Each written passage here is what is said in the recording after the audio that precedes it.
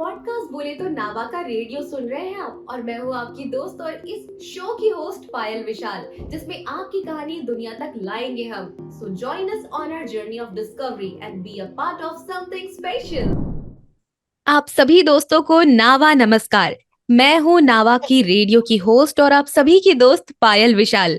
दोस्तों, आज के पॉडकास्ट में हम आपको मिलवाने वाले हैं ऐसे व्यक्तित्व से, ऐसी पर्सनालिटी से जो महिला शक्ति की मिसाल है, जिन्होंने अपने कॉलेज के दिनों में हजार लड़कों के बीच अकेले होने के बावजूद अपनी पढ़ाई लिखाई बेहतर तरीके से करती रही, जूझती रही बहुत सारी चीजों से, लेकिन एक वक्त के बाद उनका सिलेक्शन ओएनजीसी में हुआ और वो ग्रुप जनरल मैनेजर के पोस्ट पर पद पर नियुक्त हुई। बहुत लंबी और प्यारी कहानी है, लेकिन हम सारी बातें जानेंगे और वेलकम करेंगे चैताली दत्ता जी का। नमस्कार मैम। नमस्कार। कैसी है मैम आप? मैं बहुत अच्छी हूँ पायल, आप कैसे हैं? मैं भी बहुत बढ़िया हूँ मैम, और बहुत खुशी हो रही है आपसे बातचीत करके। और थैंक यू। सबसे पहले तो हम ये जानना चाहेंगे कि ओएनजीसी में आपका क्या रोल था, और अपने प्रोफेशन के बारे में थोड़ा डिटेल से बताइए हमारे दोस्तों को। Okay, and before I start, जी। एट द वेरी ऑनसेट, मैं चाहूंगी कि मैं सबसे पहले थैंक्स बोलूं नाभा को, and big thanks to Neshma ma'am, who is the जी। Founder of this platform.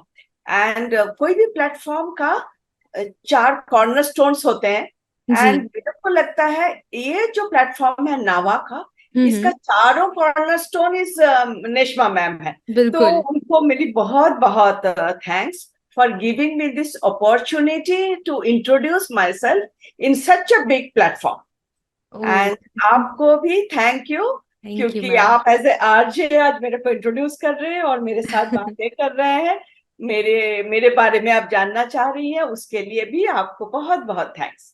बहुत बहुत थैंक्स, बहुत बहुत शुक्रिया आपका भी, क्योंकि हमारी नेश्मा मैम आपको बोलती है कि नावा फैमिली में हमारी सबसे यंगेस्ट स्टूडेंट आप हैं। 64 years old, a very young student of us. I'm a very senior citizen and retired from ONGC. जी। और अभी मैं और एक ऑर्गेनाइजेशन, जॉइंट वेंचर ऑर्गेनाइजेशन है, नॉर्थ ईस्ट ट्रांसमिशन कंपनी, जी। वहां पे मैं डायरेक्टर हूँ, उसके बोर्ड में मैं डायरेक्टर भी हूँ। जी। तो बट ओएनजीसी से मैं रिटायर हो गई हूँ, being a senior citizen. Hmm. और मेरी बात करनी हो तो, एज आपने बोला, I am Chaitali Dutta and I जी। Am a senior citizen. I am wife of another engineer, myself being an engineer, my husband is also engineer, and वाह। got a daughter who hmm. is a doctor and pursuing her MD from Pune Medical College. तो जी। I'm quite a senior lady, and इस उम्र में मैंने Neshma ma'am को join करके फिर से डबिंग का कोर्स किया। जी। बट क्या है, ये जो प्लेटफॉर्म है, हम्म। ये प्लेटफॉर्म है आर्टिस्ट का, हम्म। those people with a creative background, ji. creative mindset ji. and having soft skills. और हम्म। मैं जो हूँ एक हार्ड कोर टेक्नोक्रेट हूँ। I am distant away from this soft skill and creativity, creative mind. तो मेरे को इस प्लेटफॉर्म का मेंबर बनने का, बोला जाए तो कोई बेसिक एसेंशियल क्वालिफिकेशन मेरे में है ही नहीं। ये तो ऐसे मत नेशनल कहिए की मैम। ग्रेटनेस है कि उन्होंने मेरे को इस प्लेटफॉर्म में रखा है, क्योंकि यहाँ पे आप लोग सब जितने मेंबर्स है ना, they are so talented and artistic bent of mind, और मेरा उसका कुछ भी नहीं। मैं एकदम हार्डकोर इंजीनियर हूँ। बट फिर भी मेरे को लगा था शायद मैं कर सकती हूँ, ट्राई कर सकती हूँ लाइन, तो इसलिए मैं आई हूँ यहाँ पे। हम्म। उसके पहले आप जैसे कह रहे थे कि मैं अपने प्रोफेशन के बारे में बताऊं, मैं क्या की हूँ इसके पहले बताऊं, जी। तो मैं ये बताऊं कि मैं 1984 में, वे बैक, जब आप लोगों को बहुत लोगों की बर्थ भी नहीं हुई होगी, उस टाइम मैं इंजीनियरिंग कंप्लीट कर चुकी थी। जी। और उन दिनों लड़कियां इंजीनियरिंग में आती ही नहीं थी, बिल्कुल नहीं आती थी। तो हम्म। मेरे जो कॉलेज था बीआईटी सिंदरी, अभी हम्म। झारखंड में, पहले बिहार में, जी। दैट बिहार में लड़कियों का इंजीनियरिंग में आना समथिंग ग्रेट। और कोई आती नहीं थी लड़कियां। और जब हम्म। मेरा जब सिलेक्शन हुआ, तो जी। मेरे को बहुत लोगों ने डिस्करेज किया कि तुम मत जाओ, तुम एक सीट वेस्ट करोगी, क्योंकि आफ्टर 6 मंथ्स तुम छोड़ के चले जाने वाली हो, तुमसे होगा नहीं। क्योंकि there are two reasons. Hmm. One is, engineering में लड़कियों का कुछ अच्छा, बहुत अच्छा स्कोप नहीं है। तुम ऐसे ही मारे मारे फिरोगी, तुम्हारा कुछ नहीं होने वाला है।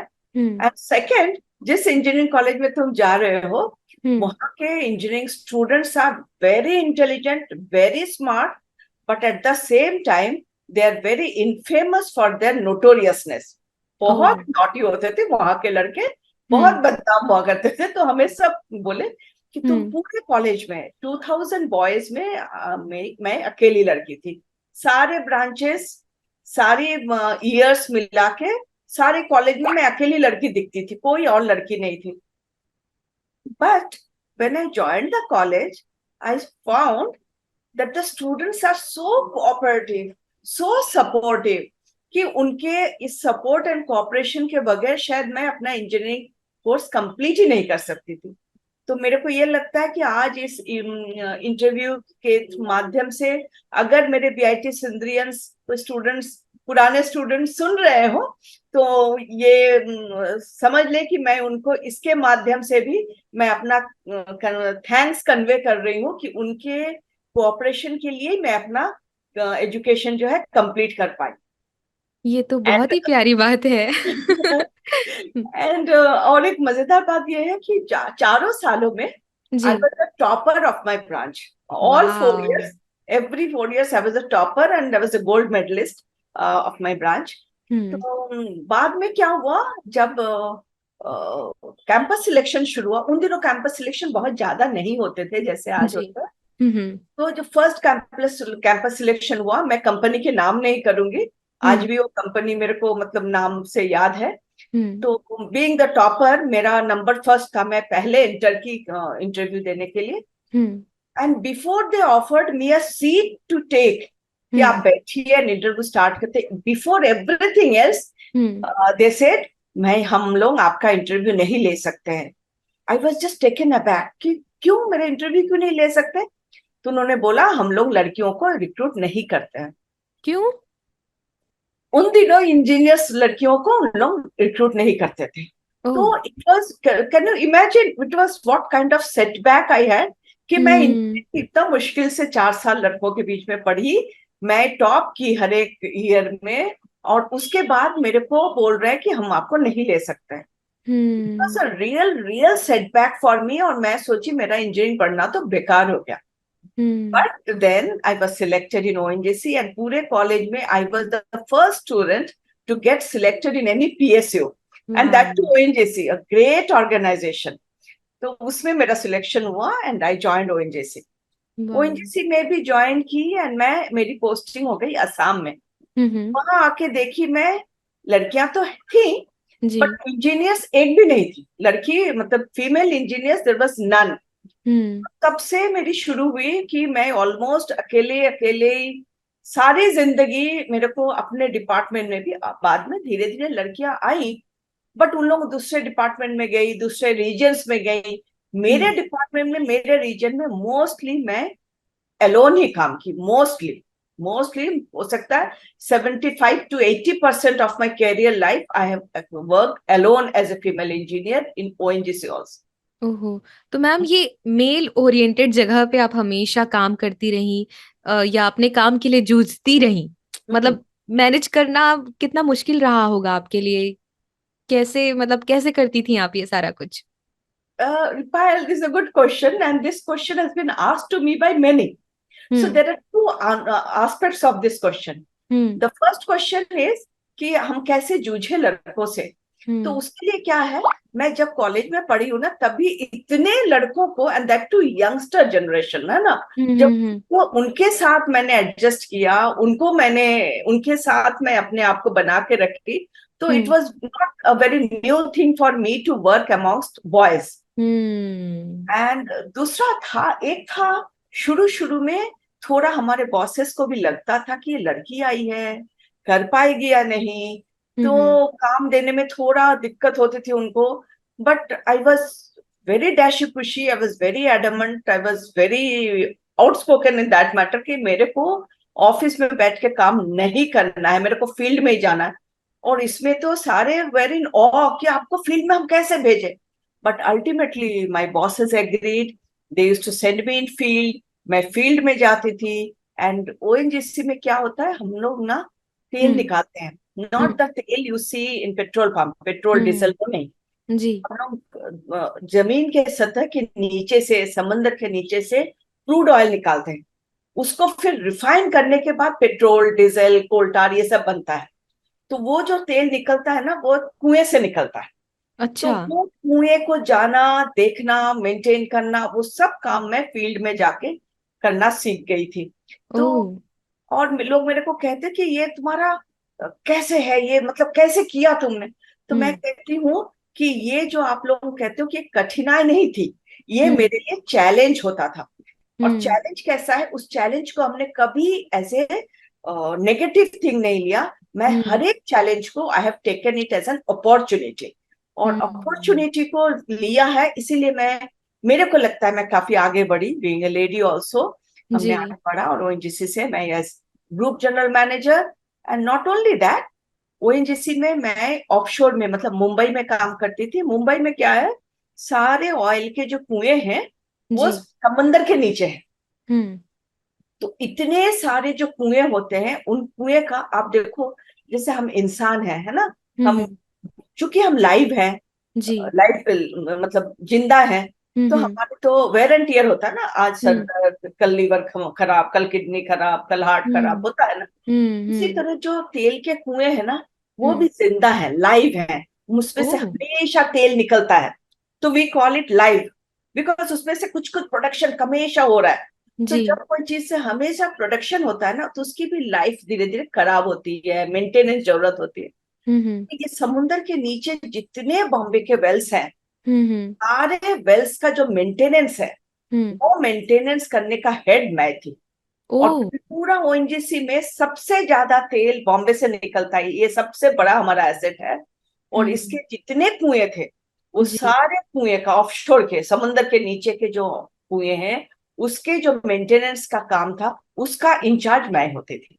तो इट वॉज अ वाह। Big task, it was a big task. और मेरे से पहले कोई लड़की को ये काम नहीं दिया गया था। और हम्म। एज ऑन डेट अभी तक भी कोई लड़की को ये काम नहीं दिया गया है, आगे हो सकता है कोई आएगी। So जी। I was the first lady to handle this kind of maintenance job, in charge of well services, well को सर्विसिंग करना, उसका मैं हेड थी। वाह। थैंक क्या यू। बात है, मतलब बहुत ही बढ़िया लग रहा है। आपने अपनी बातचीत में कितनी सारी चीजें मतलब लोगों को परोस दी है अपने लाइफ में ऐड ऑन करने के लिए कि भाई हाँ, हमको कठिनाई को चुनौती की तरह देखना है, चुनौती को भी मतलब एक अपॉर्चुनिटी की तरह। अपॉर्चुनिटी। तो ये मौका जो आपने दिया है लोगों को कि भाई कुछ करने का सोचना चाहिए लोगों को, उसको ऐसे कठिनाई वठिनाई नहीं सोचना चाहिए, तो ये बहुत बढ़िया बात है। और आपने बात की तेल के कुओं के बारे में। बचपन में मैंने पढ़ा था अपने पर्यावरण के बुक्स में, तेल के कुएं होते हैं, वहां से पेट्रोलियम, उनका अलग अलग प्रोसेस होता है। मुझे लगा ही नहीं था मेरे जीवन में कभी मैं उन्हीं व्यक्ति से जुड़ूंगी और वो हेड होंगी कुछ। वाह, मतलब बहुत बढ़िया लग रहा है मैम। मैं थोड़ा और जानना चाहूंगी इस विषय में कि तेल के कुएं जिंदा होते हैं, मतलब कैसे, मतलब समंदर में वो हम अगर लोग वो तेल निकल रहा है तो वो तो फैल जाएगा, मतलब मैं समझ नहीं पा रही हूँ क्या होता होगा प्रोसेस।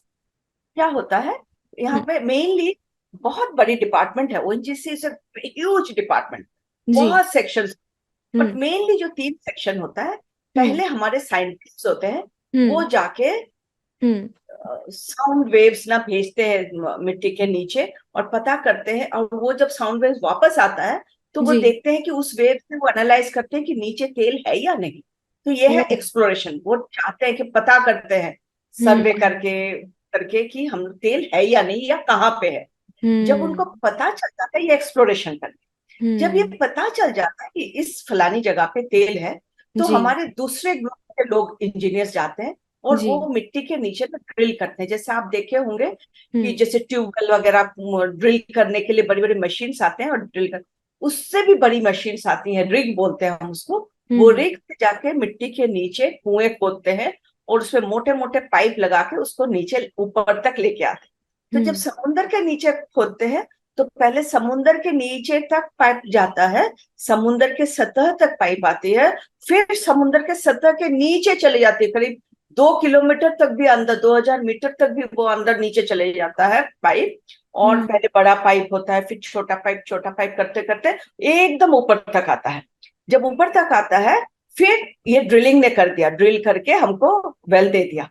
अब उसका तो मुंह खुला हुआ है, पाइप लगा हुआ है, उसको फिर हम लोग जाते हैं प्रोडक्शन इंजीनियर्स जाके उस वेल के ऊपर वाल्व वगैरह लगा के उसको तैयार करके लाइन वगैरह लगा के उसके साथ हम तेल को पाइप के थ्रू ऊपर लेके आके हम उसको फैक्ट्री बोलिए, प्रोसेसिंग सेंटर बोलिए, जहां हो वो हम उसको ले जाते हैं इकट्ठा करने के लिए। तो ये जो है मेनली 3 है, एक्सप्लोरेशन, ड्रिलिंग, प्रोडक्शन, और फिर उसका प्रोसेसिंग। तेल जब निकल गया हम लोग उसको इकट्ठा करते हैं, इकट्ठा करके रिफाइनरीज को देते हैं। जैसे आप आईओसी जानते होंगे, आईओसी को सपोज कीजिए हम दिए कि अब आप इसको रिफाइन कीजिए, उसमें से पेट्रोल, डीजल, केरोसिन निकालिए। तो ये 3 होता है। अब इसमें क्या हुआ था, जब ये हम लोग निकालते हैं तो पाइप को ऊपर लाके हम लोग उसमें वाल्व लगाते हैं। सोचिए अब इसको बंद किया तो तेल उधर से निकलेगा, इसको बंद किया तो कुआं बंद हो जाएगा, ऐसे लगाते। हमने क्या किया, एक बार जाके उसका एक ऐसा काम किया जो बाहर के देशों में हो रहा था, हमने हमारे देश में शुरू किया उसको, कि ये जो वाल्व का लगाते हैं हम लोग, उसको हम लोग बोलते हैं ट्री, एक्समस ट्री। उसको हमने ऊपर नहीं, सतह पे नहीं लगा के समुद्र के नीचे लगा दिया, समुद्र के नीचे लगा दिया, और केबल लगा के, केबल से हम वो वाल्व को खोलना बंद करना, मतलब हम बहुत मोटे तरीके से आपको समझा रहे हैं, उसको कर रहे हैं।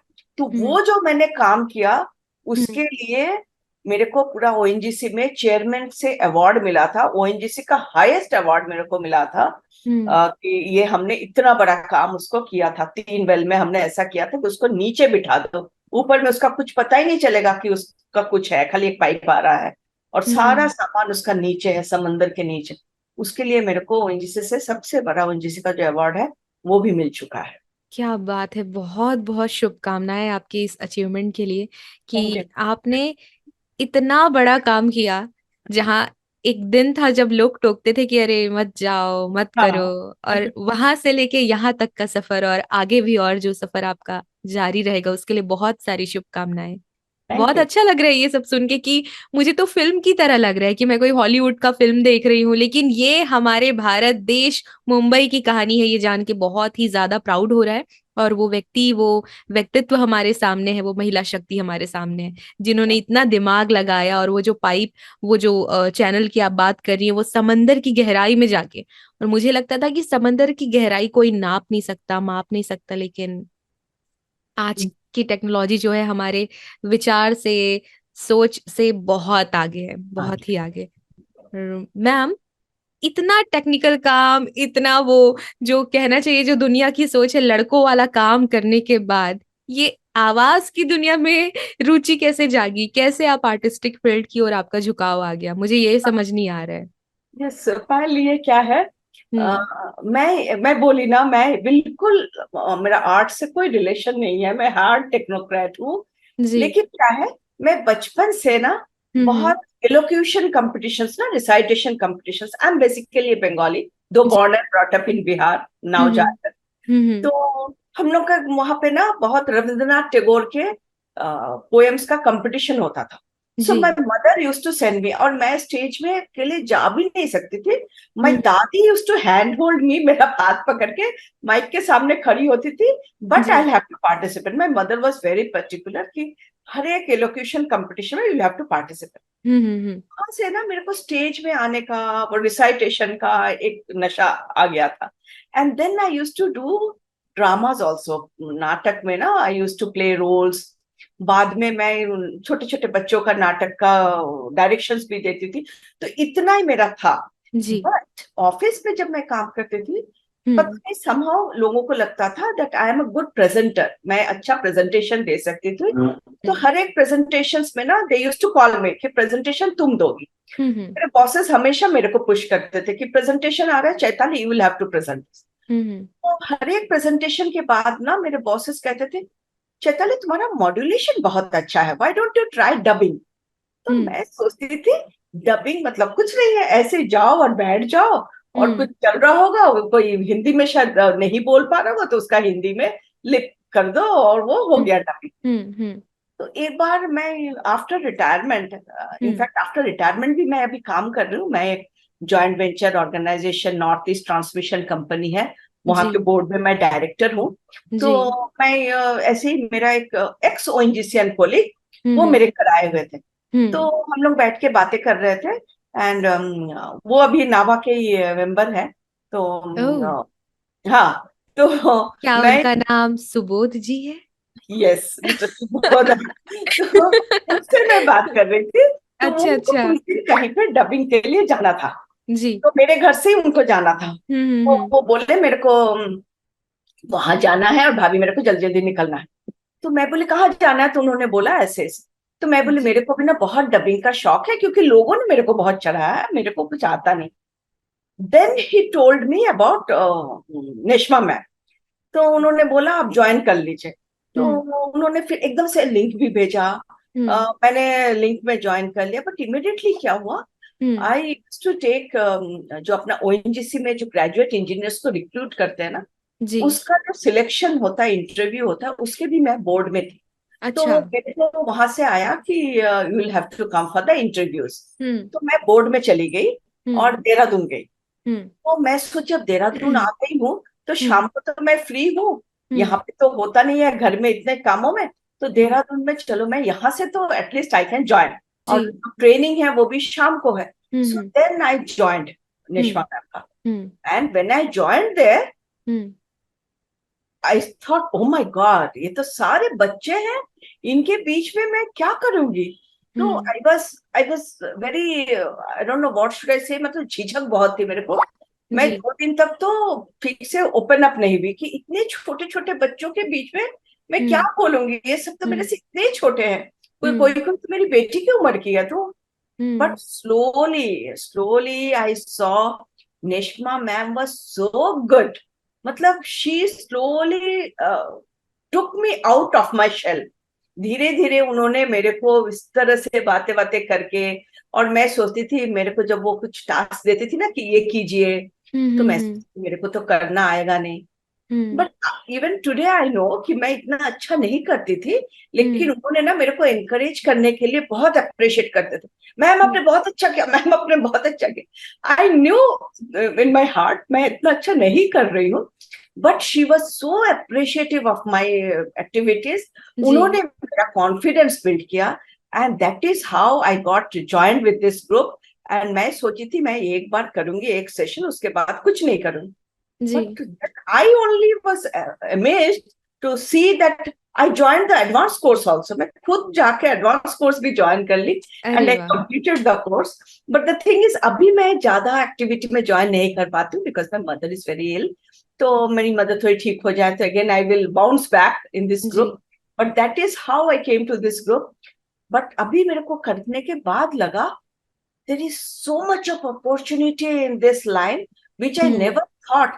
और इसमें ट्रेनिंग की कितनी जरूरत है, ये जब बिल्कुल। रेशमा मैम ने ट्रेनिंग दिया तब मेरे को पता चला।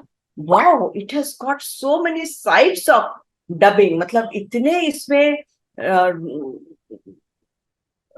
टेक्निक्स हैं, वो आई जी। Never knew. मैं ऑलवेज सोचती थी जाओ और जाके बातें कर दो, चले आओ, किसी का रोल है, वो डायलॉग है, बोल दो और चले आओ। But it's hmm like that, it is really really an art. जी और बिल्कुल। और हाँ, जैसे आपके काम को सीखने के लिए करने के लिए आपने एक पूरी पढ़ाई की, या जो भी आपने ट्रेनिंग किया होगा, या जो भी आप लोगों का क्या बोलना चाहिए, एक वर्कशॉप ट्रेनिंग उस दौरान रही होगी। डबिंग की दुनिया भी वैसी ही है। वाकई में बहुत से लोग सोचते हैं कि बस बोलना है, लेकिन बोलना नहीं, अच्छे से बोलना है, कैसे बोलना है, इसकी टेक्निक, इसके बारे में जानना बहुत जरूरी है। और ये बहुत अच्छी बात है कि आपने ऐसा सोचा भले ही, लेकिन आपने वो ट्रेनिंग ली, आपने वो रास्ता चुना जो सीखने का होता है। तो ये बड़ी बात है, और आपने सीखा, कोशिश की, ये अपने आप में बहुत बड़ी बात है मैम। Thank you. और नेशमा मैम तो हमेशा आपकी तारीफ करती हैं कि वो एडवांस वर्कशॉप में आप देहरादून से ये सारी चीजें अटेंड हाँ, करती थी। तो वो किस्सा क्या है जो आप अभी बता रही, उसी से रिलेटेड है, या क्या है वो किस्सा? हाँ हाँ, मैं वही थी ना, मैं 2 महीने के लिए वही थी। और जी बीच में मैं एक बार आई थी, गई थी। बट जी। उस बीच में जिस दिन शायद मैं ट्रैवलिंग में थी, उस दिन एक क्लास मिस हुआ। Hmm. Otherwise I never missed a class. मतलब ओ। हम लोग का मैं होटल में रहती थी। हम्म 8:30 मैं निकल जाती थी होटल से। हम्म 9 o'clock से हमारा इंटरव्यू स्टार्ट होता था। Hmm and throughout the day except the lunch break, hmm शाम के 6:30-7 बजे तक कंटिन्यूअस इंटरव्यू होता था। मतलब वो जो कहते हैं ना, दिमाग के दही बनना, उस टाइप का हो जाता था। Through out the day I am questioning questioning different kind of बच्चे आना, उनको इवेलुएट करना, उनको क्वेश्चन करना। हम्म। सारा दिन ना, शाम को मैं डेली सोचती थी मैं थक जाती हूँ कि आज मैं क्लास नहीं करूंगी। But the moment the classes started ना, मैं आके बैठ जाती थी। और मेरे जो बोर्ड के और मेंबर्स होते थे, उनको जब मैं बोलती थी, वो कहते थे मैम हम लोग इतने थक जाते हैं शाम को इंटरव्यूज के बाद, हम लोग जाके स्ट्रेट खाना खा के सो जाते हैं, आप कैसे उसके बाद भी 10-10:30 बजे तक क्लास करते हो।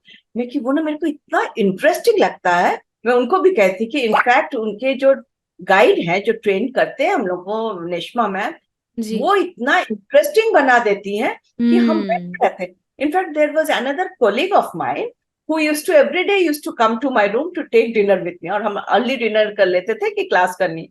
तो एक दिन नहीं, कई दिन वो भी बैठ के सुनती थी कि हमारा class. Oh. She also got interest. क्या बाद में वो बात है। ज्वाइन नहीं कर पाई। तो हम्म। वो भी आती थी, वो मेरे साथ वो सोफे में बैठ बैठ के सुनती थी कि हमारा क्लास कैसे होता है। बट इट जी। Was, she made it so interesting. Hmm. Otherwise मैं शायद बैठ ही नहीं पाती थी। और इसीलिए मैं देहरादून से पूरा क्लास मैं देहरादून में बैठ के खत्म की उसको। क्या बात है, मस्त, मतलब बढ़िया कहानी है आपकी। मैम, इतना कुछ आपने सीखा, और हालांकि काफी दिन हो गए, काफी महीने बीत गए हैं, तो क्या ऐसा पार्ट है, क्या ऐसी बात है जो आपको याद रह गई है, जो आपको लगता है कि हाँ, ये वॉइस टेक्सचर, ये आवाज मैंने निकालना सीखा, या ये कुछ नया सीखा, वो कुछ आप हमारे दर्शकों और श्रोताओं से अगर आप साझा करना चाहें, शेयर करना चाहें, तो प्लीज स्वागत है। हाँ भाई, चूंकि मैं बहुत दिन नहीं की हूँ, तो एक हम्म भी स्क्रिप्ट नहीं याद है। But hmm Neshma ma'am always say कि hmm. Because I am elderly now ना, माई वॉइस जी हैज बिकम बिट कोर्स। तो जी मेरे को ना वो एल्डरली लेडी का जो आता था ना, जी हालांकि वो मेरे को मेरा क्या बोलते हैं उसको, टू एनकरेज मी, जी अफजाई करना बोलते हैं हिंदी में, कुछ बोलते हैं उसको, जी। आपको अफजाई। उत्साहवर्धन करती थी, अच्छा, आपको हाँ, वो बढ़ावा देती थी। एनकरेज करने के लिए वो मेरे को जी। बोलती थी बहुत अच्छा है मैम का, सुनो देखो कितना अच्छा करती हैं। And hmm in fact in the first course, no, the basic course में I hmm won the second prize also. उसमें एक कंपटीशन रखा था, आई वोन द प्राइज आल्सो। तो तो मैम, वो यहाँ पे एक बात ये है कि आप अपने आप को कम आंक रही हैं। आपने बहुत ही अच्छा किया होगा, और मैम ऐसे ही किसी को प्राइज नहीं देती। जो बहुत अच्छा करता है, जो हकदार होता है, उन्हीं को ही मैम जो है, सेकंड हो, फर्स्ट हो, या थर्ड हो, जो भी हो, वो मिलता है। तो आप अपने आप को बिल्कुल कम मत समझिए, आपने एडवांस कोर्स किया है, बहुत कुछ। नहीं है। बट मैं एक खाली एक एल्डरली लेडी के हिसाब से, जी। उस टाइम क्या स्क्रिप्ट्स थे, मैं अगर यही ध्यान होता कि आप ऐसे बोलोगे तो मैं एक आध स्क्रिप्ट निकाल के रखती। कोई बात नहीं मैम। तो मैं एक कर सकती हूँ। एक मैं बहुत एल्डरली लेडी का मैं बोल के सुना रही हूँ। जी। हेलो बच्चों, आप लोग क्या कर रहे हो? नहीं नहीं, बदमाशी बिल्कुल नहीं। आप देखो, आपके पेरेंट्स बहुत गुस्सा करेंगे भैया, ऐसे करने से मत करो बच्चे। ऐसे शायद कुछ हमने उस टाइम, वाह, अभी आप बहुत बहुत, दिन हो गया। नहीं नहीं, आप बहुत प्यारा साउंड कर रहे हो, बहुत ही प्यारा। मुझे बिल्कुल लग रहा है कि वो एडवांस कोर्स में आपने कितना कुछ किया होगा। अभी उस ठीक है, टाइम समय बहुत बीत कुछ गया, किया। आप अभी हाँ, अपनी मम्मी जी का भी बहुत ख्याल रख दिनों से रही मैं हैं। टच में नहीं रही ना, मैं हम्म। प्रैक्टिस भी नहीं की बिल्कुल। जी जी but I will bounce back certainly. मैं जो सीखी हूँ उसको जी मैं ऐसे जाया नहीं होने दूंगी। आई जी। अगेन, अगर मेरे को करना पड़े कि एक कोर्स और करके फिर आओ, that also I will do. But I will certainly come back in this field. जी काम बिल्कुल मैम, मिलेगा हम नहीं मिलेगा पता नहीं, but at least I will be in touch with this group. बिल्कुल मिलेगा। और हम बिल्कुल उम्मीद करते हैं कि जल्दी आपकी वापसी होगी, और आपकी मम्मी बहुत जल्दी स्वस्थ हो जाए। हम यही ईश्वर थैंक यू से सो मच। प्रार्थना करते हैं कि वो जल्दी ठीक हो जाए, थैंक ताकि यू। आप भी अच्छे मूड से अपनी जिंदगी थोड़ा और अच्छे से खुल के जी पाए। और thank you so much. Ma'am, आपने नावा कार्निवल, नावा अकेडमी के बारे में सुना? मैं सुनी हूँ, हम्म। मैंने व्हाट्सएप में सब कुछ फॉलो भी किया है, but I couldn't attend. Oh but एक कोई बार आप बात फिर नहीं। से बोल दो नावा कार्निवल के बारे में। जी जी। तो नावा कार्निवल के बारे में मैं मैम को पूछ इसलिए रही हूँ दोस्तों, क्योंकि नावा कार्निवल एक मौका है उन सभी लोगों के लिए जो modelling, acting, photography, direction, voice acting, acting, dancing, singing, बहुत सारी चीजें हैं नावा कार्निवल में जो आप सीख सकते हैं। 2 से 3 दिनों के लिए ये आयोजित की जाती है और हाल फिलहाल में डेट अनाउंस होने वाला है, तो आप जल्दी से हमारी नावा एकेडमी के पेज को फॉलो कीजिए।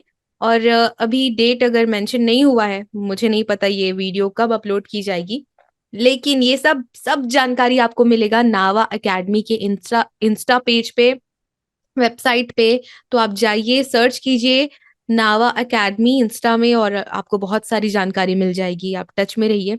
और हमारी चैताली मैम ने भी ये कहा है कि वो बहुत जल्द नावा कार्निवल में शामिल होंगी, बाउंस यस बैक करेंगी और एंजॉय करेंगी हमारे साथ। Yes yes. तो इंतजार रहेगा मैम आपका। और भी बहुत मैम इंतजार। हाँ। हमको भी बहुत इंतजार रहेगा। मैम आपसे ये जानना है कि इतने सारे कंट्रीज आप बहुत देश विदेश अपने कार्यकाल के दौरान, अपने सर्विस के दौरान जा चुकी हैं, तो क्या ऐसा है जो बाहर के देश में देख के लगा कि यार ये हमारे इंडिया के यूथ में भी होना चाहिए, ये कुछ चीजें हैं जो ध्यान देने की जरूरत है हमें, ऐसा कुछ पॉइंट? यस, एक चीज मेरे को बहुत लगता है, जी। एक तो फोकस करना, कि हम्म। हम फोकस जो है, हम्म। जब even from the student days, hmm. हम आजकल के बच्चों को देखते हैं, from the very student days they जी। Focus on outside countries. मेरे को हम्म। विदेश जाना है, मेरे को हम्म। वहां जाके काम करना है। हम्म। Why not in our country? Why don't our young children hmm. focus in our own country? आप अभी देखिए, उस दिन एक मैसेज में देख रही थी कि 25 कंपनीज का CEOs are basically Indians, born hmm. Indians. हो सकता है अभी अमेरिकन हो गए हैं, जी। यूरोपियन हो गए हैं, they have hmm. Taken their hmm. Thing, but ultimately their basically their roots are Indians. जी। अगर इंडियंस होके आप बाहर जाके उनके कंट्री के लिए इतना काम कर रहे हो, hmm. Why don't you do it for our country? हमारे कंट्री में आप काम करना शुरू तो करो। जी। इतना ब्रेन ड्रेन अगर हो जाएगा तो हमारे कंट्री कैसे प्रोग्रेस करेगी इतने फास्ट? जो हम सोचते हैं कि करना चाहिए, वो हम्म। अगर हम आईआईटीज हैं, आप देखो the best brain of our country goes to IIT. Hmm. आप मेडिकल कॉलेज में देखो, एम्स, यहाँ हम्म। पे बच्चे जो पढ़ते, दीज आर बेस्ट। हम ये नहीं कह रहे कि दूसरे कॉलेजेस आर खराब है, all hmm. Colleges are very very good. हम we get excellent training and education here in India. आप हम्म। देखो हम लोग का जो, जैसे मैं भी जब बीआईटी सिंधी में एडमिशन ली थी, very rigorous process of selection. तो वो हम्म। रिगरस प्रोसेस ऑफ सिलेक्शन से जब जाते हैं, दैट जी। Means very intelligent students come here. आप हम्म। इतना इंटेलिजेंस के साथ आते हो, आपकी कंट्री का गवर्नमेंट, आपकी गवर्नमेंट आप पर इतना खर्चा करती है, सब हम्म। कुछ करती है, आप इस देश में पलते हो, बढ़ते हो, एजुकेशन लेते हो, and then you focus on other country. Why don't you hmm. Focus on your own country? जो आप दूसरे कंट्री को जाके दे रहे हो, अपनी हम्म। स्किल, अपना टेक्नोलॉजी, अपना मेडिकल स्किल, वो आप अपनी कंट्री को दो, तो हम और आगे बढ़ जाए, और जी। फास्टर पेस में बढ़े। और अगर आप हम्म। कहते हो कि हमारी कंट्री में वो सुविधाएं नहीं है, हम्म। तो वो सुविधाएं लाने की कोशिश करो। जी। Why don't our educated people come to politics? आप अगर कहते हो कि हमारा पॉलिटिशियंस करप्ट है, अगर आप कहते हो हमारा हम्म। पॉलिटिक्स खराब है, तो you younger people, you younger generation, come to politics, जी। मेक इट गुड, हमारा जी। सिस्टम को अच्छा करो, and then try to serve our own country. मैं अपनी यंग जनरेशन को मैं यही बोलूंगी कि why don't you serve your own country, focus on your own country. जी, ये बहुत ही अच्छी बात कही मैम। और आपकी बातों से मुझे एक बहुत ही सुंदर कोटेशन कोटेशन याद आ रहा है कि जो परिवर्तन आप दुनिया में देखना चाहते हैं वो परिवर्तन पहले आप खुद में लाइए, खुद में देखिए। तो वेरी गुड कोटेशन या। वाकई में हमें ये सोचने की जरूरत है कि हमारे देश में क्या कमी है, उसे दूर करने की हमें जरूरत है। और अगर हम अपने देश में रह के पढ़ लिख रहे हैं, इतना कुछ हासिल कर रहे हैं तो पहले अपने देश की सेवा जरूर करनी चाहिए। अगर मैं हार्ड शब्दों में कहूँ, आपने तो बहुत प्यार से युवाओं से ये बात कही कि भाई आप ऐसा कीजिए, लेकिन मैं हार्ड तरीके से कहूँ तो दोस्तों ये वही बात हो गई कि आप अपनी माता पिता से पूरी चीजें ले रहे हैं अपनी परवरिश के लिए, और जाके पड़ोस के मम्मी पापा की सेवा में लग गए हैं। तो अपने मुझे मन लगता है कि अपने देश की सेवा में अपना कंट्रीब्यूशन, अपना योगदान जरूर देना चाहिए। आप बिल्कुल जाइए, आप विदेश भी जाइए, घूमिए फिरिए, वहां का अनुभव लीजिए। लेकिन जब बात अपने देश पे आती है, अपने अपने से कुछ करने की आती है, तो मुझे लगता है कि पहले अपने देश को चुनना चाहिए, उसके बाद फिर आगे स्टेप लेना चाहिए, है ना? क्योंकि तरक्की की राह अगर विदेश में भी है तो वहां भी जाइए, एक बड़ा पोजीशन आपका इंतजार कर रहा है तो बिल्कुल जाइए, लेकिन अब अपने शुरुआत, देश के भी। बिल्कुल अपने देश के लिए भी कुछ करिए।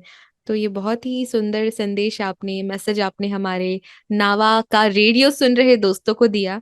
मैम, जाते जाते कुछ आप कहना चाहेंगी? बहुत ही प्यारी बातचीत रही आपसे, मन नहीं कर रहा है जाने का, लेकिन ठीक है, जाना पड़ेगा। कुछ कहना चाहेंगी आप? कहूंगी कि नावा और ग्रो करे, इसका जो मेंबरशिप बेस और बढ़े, और इस नावा में जो मेंबर्स हैं उनको बहुत अच्छी जॉब मिले, तो वॉइस ओवर में बहुत अच्छा करे, वो उनका नाम हो।